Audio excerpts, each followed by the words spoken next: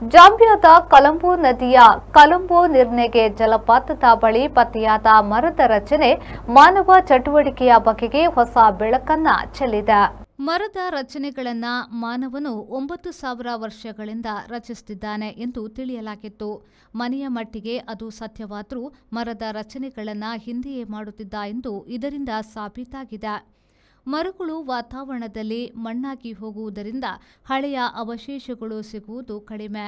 Nature ಪತ್ರಿಕೆಯಲ್ಲಿ ಬಂದಂತೆ ಜಾಗತಿಕ ಉತ್ಖನನಕಾರರು 2019ರಲ್ಲಿ ಕಂಡುಹಿಡಿದ ಈ 4,76,000 ವರ್ಷ ಹಿಂದಿನ ಅಡ್ಡ ಇಟ್ಟಿರುವ ಮರದ ದಿಮ್ಮಿಗಳ ಬಗೆಗೆ ಸಂಶೋಧನೆ ಮುಂದುವರೆದಿದೆ.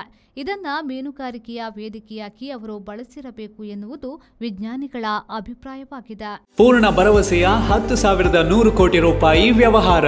ಸಹಕಾರ ರತ್ನ ಡಾಕ್ಟರ್ ಎಂಎನ್ ರಾಜೇಂದ್ರ ಕುಮಾರ್ ಅವರ ಅಧ್ಯಕ್ಷತೆಯಲ್ಲಿ ಅಭಿವೃದ್ಧಿಯ ಪಥದತ್ತ ಸಾಗುತ್ತಿದೆ ಎಸ್ಸಿಡಿಸಿಸಿ ಬ್ಯಾಂಕ್.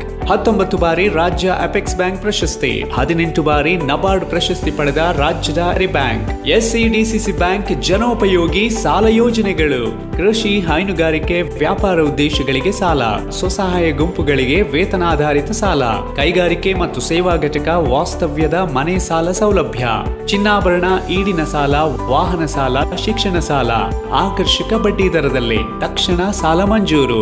107 ವರ್ಷಗಳ ಸಾರ್ಥಕ ಸೇವೆಯಲ್ಲಿ ದಕ್ಷಿಣ ಕನ್ನಡ ಜಿಲ್ಲಾ ಕೇಂದ್ರ ಸಹಕಾರಿ ಬ್ಯಾಂಕ್ ನಿಯಮಿತ. ಪ್ರಧಾನ ಕಚೇರಿ ಉತ್ಕೃಷ್ಟ ಸಹಕಾರಿ ಸೌಧ, ಕೊಡಿಯಾಲ್ ಬೈಲ್, ಮಂಗಳೂರು.